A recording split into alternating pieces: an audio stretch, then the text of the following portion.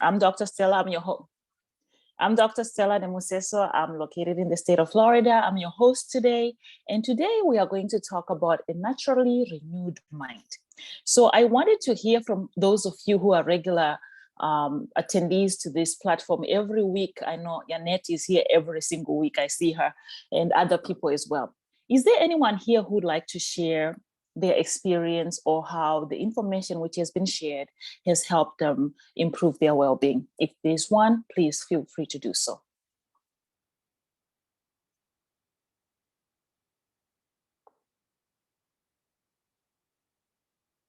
Okay. Is there anyone here who's been coming every single week and is struggling to apply the information shared in their daily routine or in their life in order to improve their health and well-being? And if there's one such person, please indicate by opening your mic and speaking.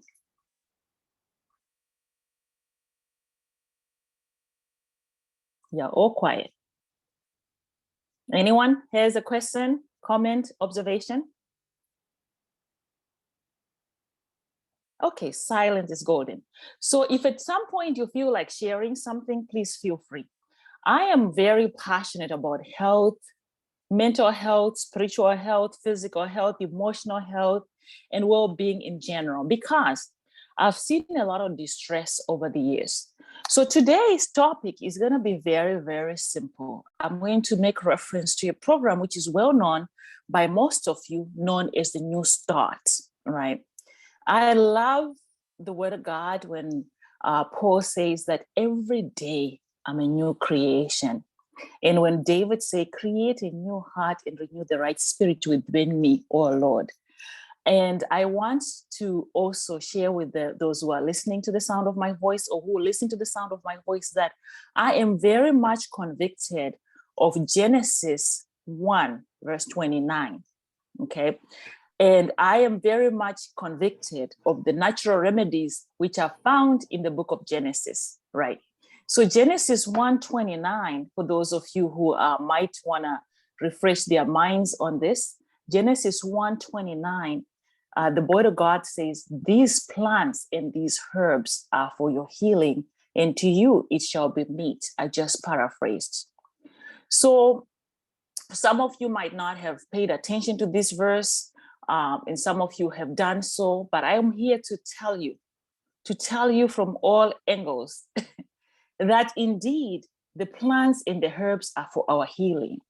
So if there's such a person here who's been struggling with emotions, with feelings, with energy, or with not feeling well, please go to the book of Genesis 1:21. And also there's a verse in Exodus, and I believe it could be Exodus 23:28. I'm not sure, but I can confirm before the end of this session, which talks about that if we are obedient, these diseases of the Egyptians will not fall upon us. I paraphrase.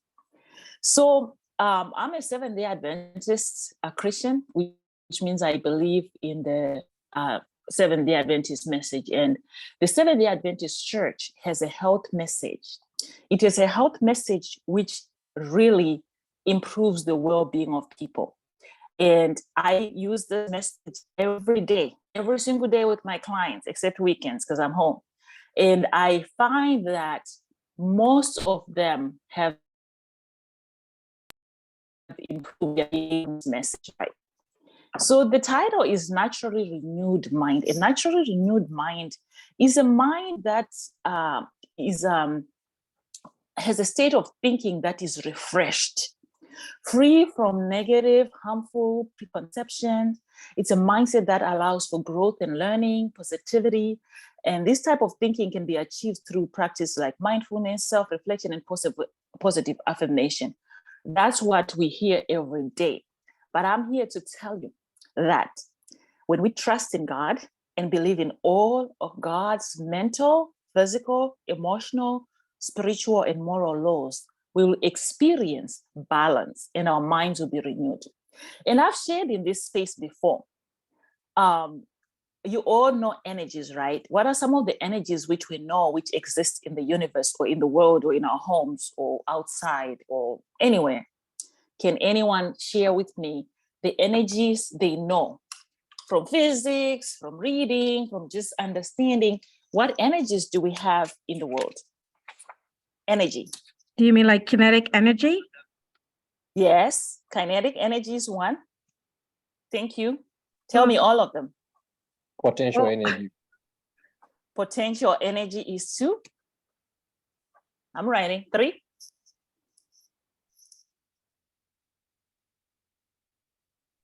Let me hear all of them. Electrical energy is three. There's thermal energy as well. Heat, yes. Thank you. I'm right. I'm on five. Is there mechanical? All of them. Is there mechanical? Yeah. Yes, there is mechanical. That's what moves the motor vehicles and machines. Yes. Give me more. When you look outside, what do you see? Charcoal. Light energy. Well, charcoal does have potential energy because it's matter, it's physical matter, right? Thank you for that. So charcoal does have energy, and it's also a product of wood being burnt. So it does have potential energy and stored energy. Anybody else? I'm on 6. Water has energy. Water does have energy. Yeah, it can produce electricity, yeah. Yes, so when it's in moving, it is mechanical energy. When it's in its resting state, it is potential energy. And when it moves the turbines, it produces electrical energy. What's that energy you use to heat your food for those of you who have these units in their kitchen? Microwave. Is there light? Yes. White? Yes, light. Yes. And electromagnetic. Right. Thank you. So I got 7. We could have missed some, but 7. And so this is what I want to share with you today. These energies, all these 7 energies are inside your body and my body. Do you know that? There's movement, which is kinetic energy. There's potential energy. When I'm just sitting here and I'm doing nothing, I have the ability to get up and move. I have so much potential, I could kick and fight, right? And there's electricity in here. Your brain is made up of electrical wires. They're called neurons or nerves, which connect with one another to produce thinking, to produce function, to produce life, to produce movement, to produce feelings, touching, tasting. It's electrical energy. Then heat, thank you for those of you who said heat. Heat energy, yes, it is there because that's how we maintain a certain body temperature. So the body has what we call homeostasis. You might want to write this down. Homeostasis is a state of balance. That means the body thrives to maintain normal body temperature. It tries to maintain the right amount of water, the right amount of electrical energy in the brain.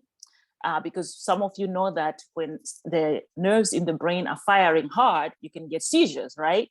You've heard about seizures, right? It's a condition where the electrical impulses in the brain and the nerves are not firing the right way.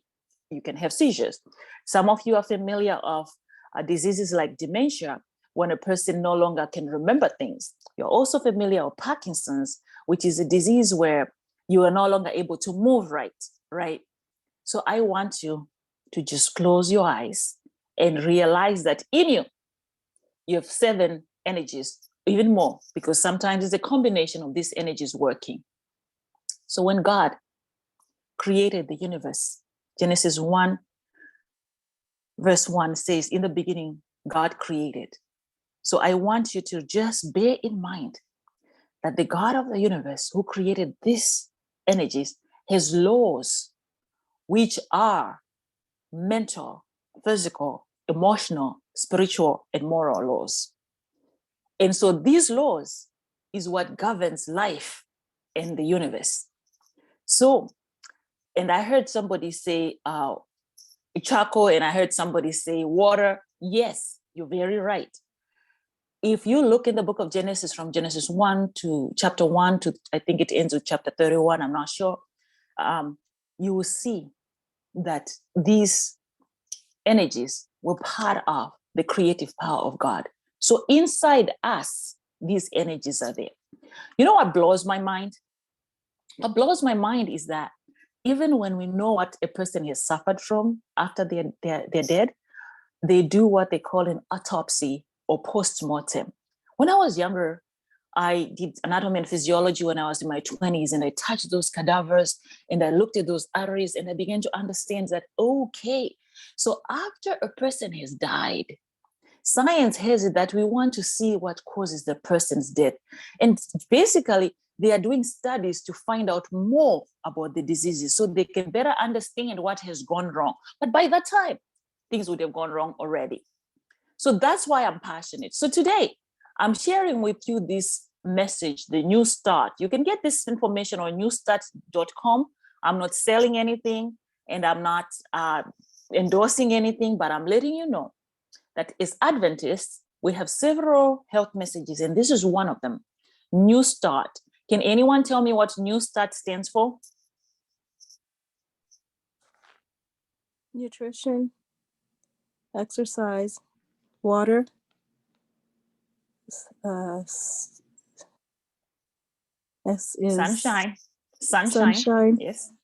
T is temperance. Yes. A is air, fresh air. Yes. R Yes. is rest. Yes. And the last T is trust in God. Yes. Thank you. So this message, some people know it and they have a hard time implementing it. Thank you so much. And some people don't know it at all. But this is what I found out. I spend a lot of time reading and I realized that it doesn't matter what medical article I read, whether I'm reading an article on anemia or on thyroid problems or on diarrhea, it boils down to these energies. It boils down to restoration. So this is one of the simplest things anybody can do if they want their mind to be renewed naturally. And I'm not here to sell anything, but I'm here to expound on this message to let you know that you have the secret. Once you begin to do at least one of these a day, a week, a month, a year, 10 years, the younger you start, the better. The younger you really get this message and get it solid, the better. The better it is for your children, your families, and also your whole well-being. So nutrition is N. Thank you. Proper nutrition is a great and a good way to recover. So if anyone is here today experiencing nervousness or sleeplessness, begin here. You can start here. I generally start with T, trust in God, but you can begin here. What you need is to eat food from as many colors as you can. You don't want to eat too much starch, too much processed food like bread and rice. A lot of people are allergic to bread, rice, salt, and white sugar. And it clogs the arteries. It also challenges the body because the body has to process all that processed food and all its chemicals and eliminate it. So the best way to eat is to eat raw food. You can cook some food, but don't overcook your vegetables. The reason being, in order for the body to maintain these energies we talked about earlier, it needs enzymes. Enzymes only come from live food. And when the body is not given the enzymes from food, it uses the enzymes inside the body to produce some of the metabolic processes in order to sustain life. So disease processes sit in because the body is now suffering deficiencies. I also want to say this. With this nutrition also, there's herbs and mushrooms which are known as adaptogens, which allow the body to maintain balance. So I am here just to tell you this. When the body is poorly nourished, it's going to have problems maintaining its energies for vital function. Remember, the heart has an electrical impulse. It's called an EKG. And the brain has an electrical impulse. It's called an EEG. When we attach the heart to a machine, we see the waves of the heart going up and down, up and down. All that is electricity traveling from one point of the heart, which is called the AV node, and spreading around the heart muscle and allowing the heart muscle to contract with the rhythm. So restoring health through proper nutrition gives the heart what it needs to survive. It gives the nerves what they need to fire right. So this is not a subject from today, but I'm going to tell you this. I did share a video during the week. We have a brain, and we also have a heart, which is memory, and we also have a gut, which is a brain. So most people will use their second brain, their gut, to make decisions. And so for those of you who are still consuming alcoholic beverages, I want you to realize that by consuming alcohol, it slows down the nerves. That's why when a person is drunk and they're driving and they're allowed to stand on one leg, asked to stand on one leg, they can't stand because the nerves are suppressed. The electrical impulses get suppressed equally when people eat a certain way and food ferments in their stomach. So sometimes people are suffering from chronic alcoholism and they don't even know it, especially if they are mixing certain foods. Fruit digests faster. So you can't be mixing fruit and protein and starch in the same belly. In other words, having dessert after your meal might not be the best thing because it produces fermentation in the stomach because the stomach has acid. So I just want you to consider this. If you want to improve your mind and your brain function, you can help those arteries open up so blood can flow. When blood flows, it brings oxygen, which is needed by every single living body part.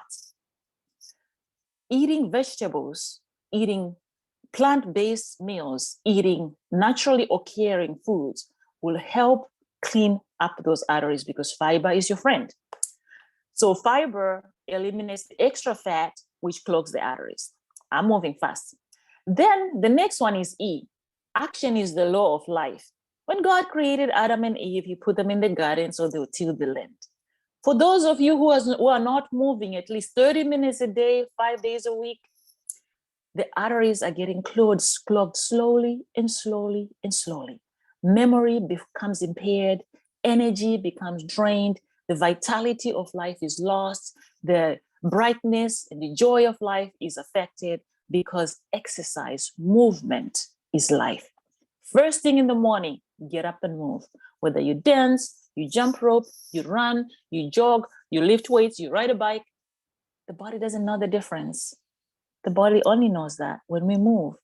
That same heart I talked about uses up a lot of oxygen. That's why when you're running, your heart is pounding because it uses up a lot of oxygen. And when it uses up a lot of oxygen, it improves the efficiency of the body, which is a machine, just like your car, which needs petrol. Your body needs energy. And energy in the body is measured by the consumption of the heart using oxygen. The consumption of oxygen by the heart is actually what determines how healthy we are and how efficient we are. So when the body is sluggish, we see things happening. People get a stroke, people get a heart attack, people get blood clots in their legs, people get a lot of breathing problems, and people gain weight and get a lot of joint pains and all that. Ideally, we should be pain-free. Yes, of course, our joints get damaged because we overwork and we also get old. But I can tell you, there are people who've embraced this message who are 110, 106 and still driving and still living and still walking and still jogging because their body is maintaining a state of balance. So movement is life. Water. Without water, we can't even survive, I think, more than 3 days, what I'm told. Because your body is 70% water. When you keep water as your beverage of choice, not tea, not soda, not Fanta, not Pepsi, not Coca-Cola, water. It cleans the body.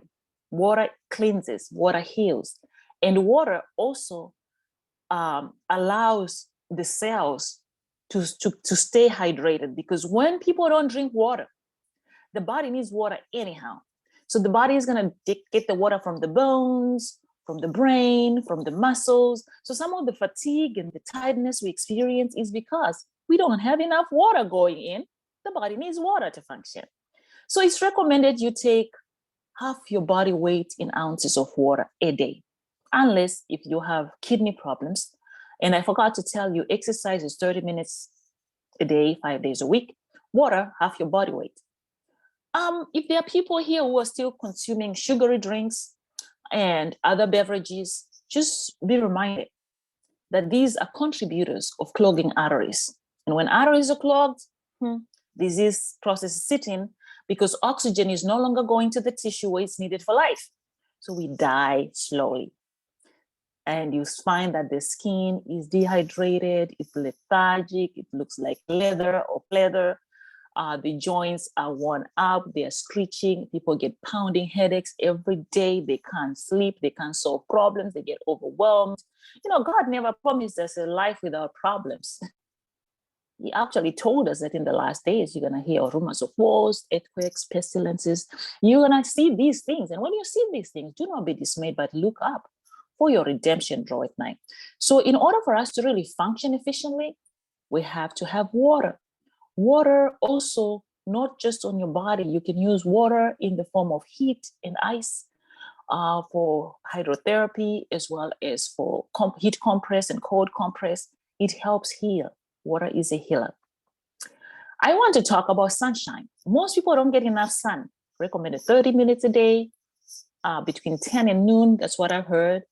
However, when we don't get enough sun, our body gets deficient of vitamin D, which is needed also for us to be able to experience deep sleep and to have stronger bones. So the sun produces energy. Of course, we know that plants don't grow unless if they have the sun, water, and air. So human beings are just the same. And so in order for us to have like elevated mood and be excited about life, you gotta get a little sun. So that's my recommendation. This one is a good one, self-control. I think we've talked a little bit about what self-control means. It means different things to different people, but using a good, moderately measured engagement in things, meaning that everything in moderation, whether it's food, it's joy, it's play, it's work, balance. But I want to say this is very relative based on a person's age, where they live, and what they're all about.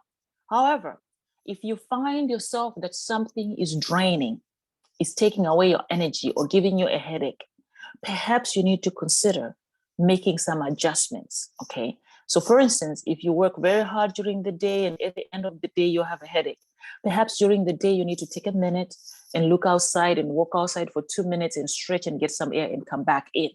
That's what I mean.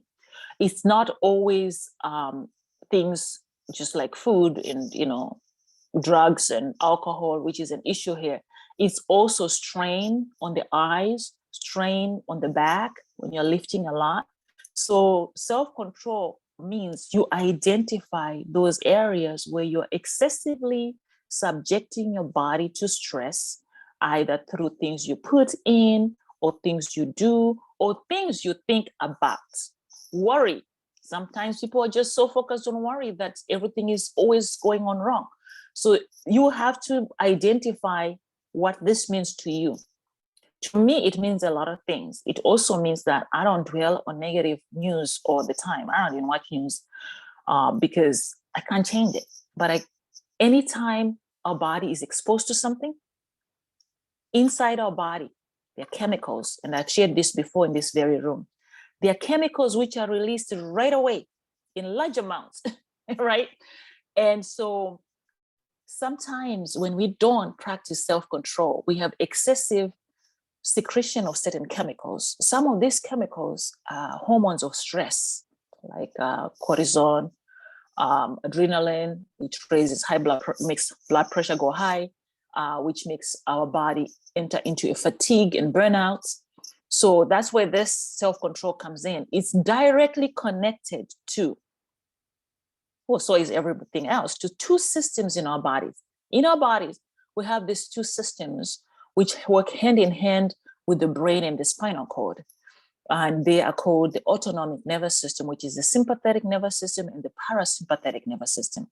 These two systems is what help us to fight and be frightened and be aggressive. And also, it also helps us to pull back and be calm and be at peace and be experience just, discomfort. They are influencing every single organ inside our bodies. That's why when you spend time with your friend and you're laughing and you're joking, you're having a good time, you kind of forget that you have bills to pay because the chemicals are released in the body, which just makes you feel good. And that's why sometimes when you go have a good service at church, you come out, you're all energetic, or you talk to someone who's motivating you, you realize that, I have a little hope now. I can see the light at the end of the tunnel, and it's not a train coming, because these chemicals are directly connected to every single thing I'm sharing with you here today.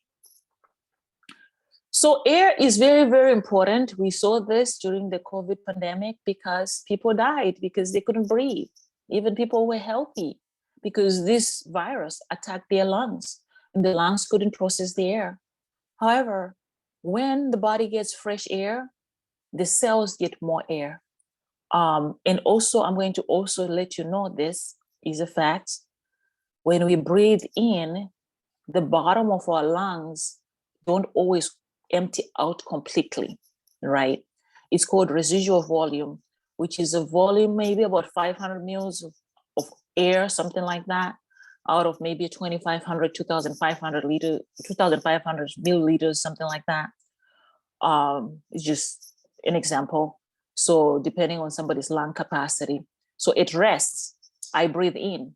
I just get like a vital capacity, in and out, like a tidal volume. The air when I'm talking now is a little bit.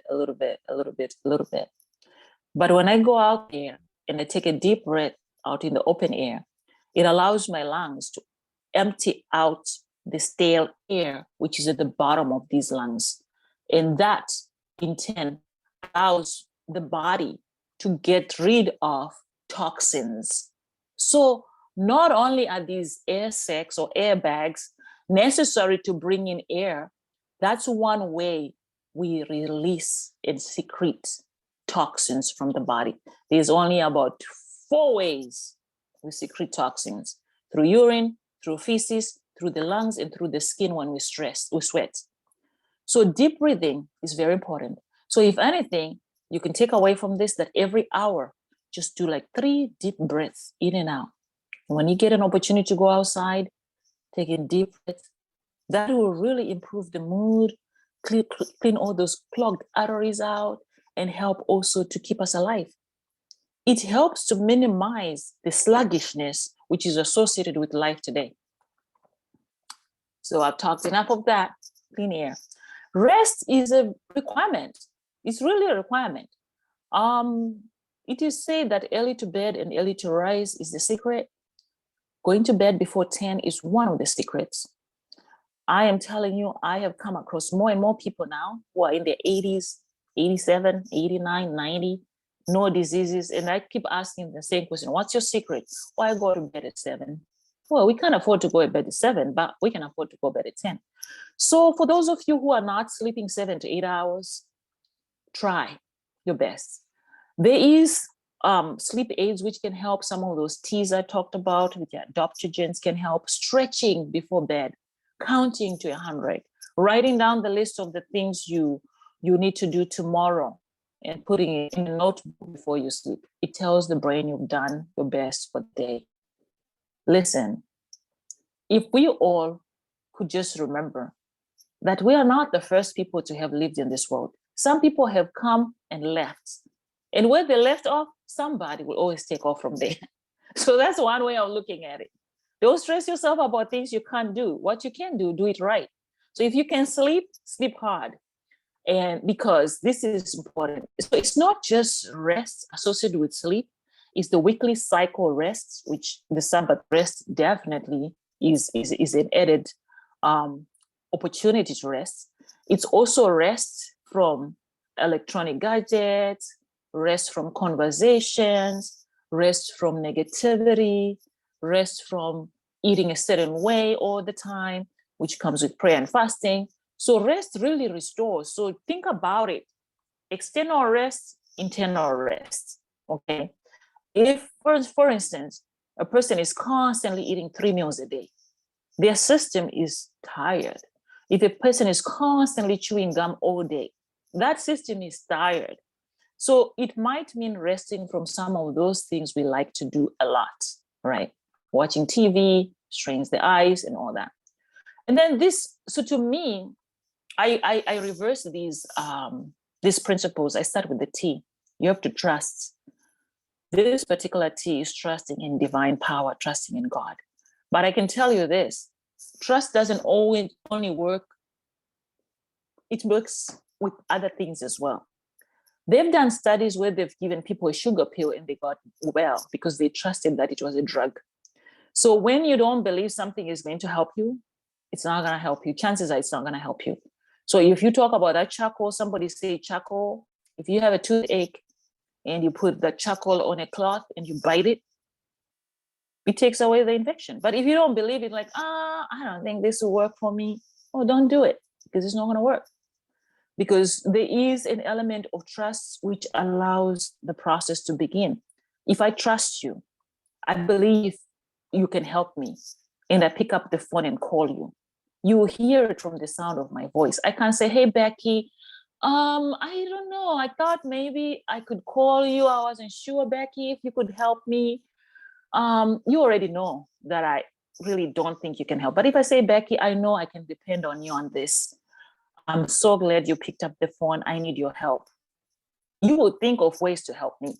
So our conversations we have every day have to have a foundation of positivity and trust. When you wake up in the morning, you don't think twice before you put your feet on the ground before you get off your bed. You just trust your legs are going to hold you until one day you're old and then the legs start collapsing. Then you now have fear. So trust eliminates fear. So we have to trust to the point where we are not really afraid to even try to eat healthy. We are not afraid to move. Even when the joint hurts, you move anyhow. You move a little bit at a time. I've seen it. I've seen miracles and miracles time and time again. When I've had clients who come to me, they've had pain for 34 years. And I've listened and listened and listened. And I'm like, I believe that if we stretch this muscle, you can get relief. And the person look at me and say, you're the first person who's listened to me for 5 minutes while I'm talking. And I believe you can help me. And I've seen that. And it's not that I have any science behind what I do besides just stretching muscles and using, the natural means of relieving pain. But it's also that element that person trusts that I can help them. So we've talked about these things. I want to end by saying this.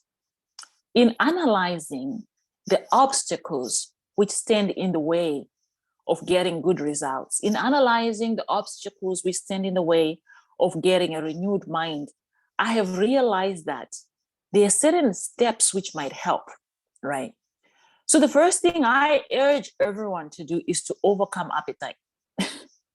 The battle over appetite, whether it's appetite for passions for certain things, whether it's appetite for fashion, for food, for certain dress, for certain entertainment, I don't know, whatever your struggle is. But whatever the struggle is, if you can overcome appetite or desire for certain things, then you identify the information which comes through your senses. They're called avenues of your soul, through your eyes, your ears, your mouth, your hands, your nose, and so forth. The smells which trigger these things. Every time I drive down the highway here, I smell chicken. I'm not a chicken eater, but I can tell you that if I was a chicken eater, every time I drove by, I would want that fried chicken because it smells, it fills the air. You don't even have to think twice that there's a restaurant because that smell of chicken could be a trigger for someone. So be mindful. So before you smell it, know that you're going to smell it. And then you decide, if I smell that chicken, I'm not stopping there to buy that fried chicken. It's just an example I'm giving you. Because we are so much influenced by what we see, what we hear, what we smell, what we taste, and what we touch. Because the information which comes from our senses go to our brain, and it makes us who we are. That's why we eat like our grandmothers, we eat like our mothers, or we eat like our friends, or we eat like what the TV tells us every day is showing up on TV, because we are wired to experience some form of joy, love, and peace. And so when the brain associates certain things with an emotion of love, an emotion of peace, an emotion of joy, that cycle has to be broken at a certain point. So that's the first step. And then the other thing is to overcome selfishness, to recognize that you have a responsibility. When we become selfless, we give without expecting anything in return. We do for others without thinking twice. It's called benevolence. It helps us to embrace who we are. However, sometimes we have to overcome the selfishness of neglecting ourselves as well. Because some people are very good at taking care of everybody else and their grandchildren except themselves. So you need to identify who you are, embrace your responsibility to be selfless, but you also need to realize that you can't be unkind to you. And I'm urging those people who believe that these are the last days, to get out of confusion and to really understand what is it that we need to do. Some of the things we spend time doing are not even necessary, but we are used to doing these things because we were told that these are the right things to do, but they're not. So reset yourself and start somewhere. So this presentation was meant to encourage you to trust in God's laws and find these natural ways of beginning to have your vision down, your goal, your plan, your action, and your success. And so you can grow. I often hear people say this, that, oh, I want to grow spiritually. I want spiritual growth. And it's just, for some time, I used to wonder, what are these people talking about? Until I realized that everybody has their own understanding of what spiritual growth is. My understanding of spiritual growth is very different from most people. I don't believe in spiritualism. So my understanding of spiritual growth is that when I believe what God has said, I'm going to make the right changes to respect his laws, which are physical, emotional, mental, spiritual, as well as psychological laws, because there is those components in the Bible throughout. You see this time and time again, where if you read the Bible, it says, be renewed, do not be conformed to this world, but be renewed through your mind. And the Bible talks a lot about renewed mind. So I'm not here to preach, so I'm not wanting to hit you on the hammer with the head with the gospel hammer, but I'm here to say that you can start here. When you've embraced and accepted God is supreme, you start by respecting that he created gravity. He did. You throw a stone up in the air, it's going to hit you on the head if you stay in the way. It's given.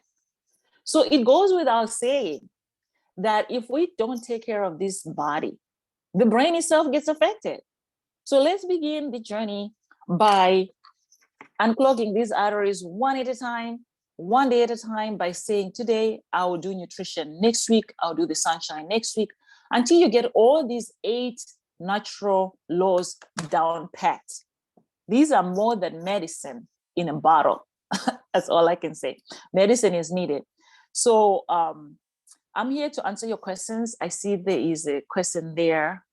Can mushroom be eaten? Yes, mushroom is grown. Actually, it's one of those things which people even grow on their own. Different mushrooms. Not every mushroom can be eaten. You can buy it from the store. It's got chemicals in it which help the body balance those adaptogens I talked about. They are found in mushroom, things like ginseng, ashwagandha, turmeric, holy basil. Those are some of the ones I can think of right back in my mind right now. They are found, these naturally occurring chemicals can heal. And science has proved that as well. So it's not just out of a belief system. Science has proven that these things help. So yeah, edible mushroom can be eaten. Okay, so I will explain benevolence. So benevolence is when you do good to others without expecting anything in return. Some people are very good at doing good to only the people they know. They are very good. They'll take care of their families. They'll do everything for those they know, but they are not realizing that God gave us gifts and talents to help others. So doing good, a generous gift, an act of kindness, just being part of you, not just seasonal. And so that's why, for those of you who believe in fasting, when we fast, we're not supposed to fast and focus on ourselves. We're supposed to fast and go help someone else. So this actually is an act of selfless. And also it helps to, in the brain, there are chemicals which are released when we are in a constant situation where we are doing good to others. So find that, yes, the Good Samaritan rule, Judith, thank you. The Good Samaritan rule. Sometimes the meaning is lost in translation. Thank you. The Good Samaritan rule. So yeah, you find one thing. And so sometimes our skills, we think they are not adequate because we are hoping that we get to know a lot. But remember, there's always a young child somewhere struggling with math, or a young girl somewhere who just needs somebody to smile with, to laugh with, to sing with. So you might have to look around you. There might be a neighbor somewhere, an old lady somewhere who likes to sing, you can sing with them. I find that to be a blessing for me. I spend a lot of my time sometimes with older people than people my age because they don't value I have to offer, or younger than me. I mean, I have friends my age, don't get me wrong, but most of them, they're not value, they don't place value on what you have to offer. So find someone, even after these sessions on Sunday, you can just say, hey, I want to share with you what I learned in the psych therapy room.